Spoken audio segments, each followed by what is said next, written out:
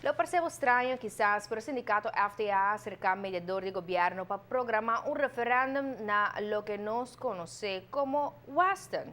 Nos está compreender que tem um grupo de trabalhadores em não qualquer representação sindical. Mediador por mostrar riba e direito de trabalhador na aqui.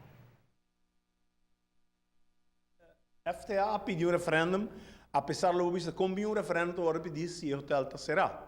E trabalhadores de Western, que é mais ou menos 70 trabalhadores em serviço, não será único tanto que o dirigente da FTA e também advogado que representa Western semana passada, e de parte advogado de uma petição para melhor guarda teórica do hotel operar.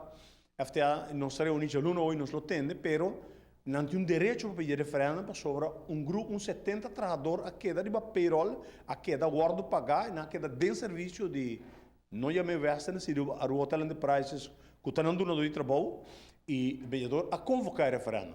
O aluno não será unido internamente para tratar com a reação da petição de o hotel de prices para não fazer hoje, não posponer teórico que o hotel abre, pero se te queda no sindicato, não está cumprindo com a lei e não está publicar o referendo, porque está canando sua caminho.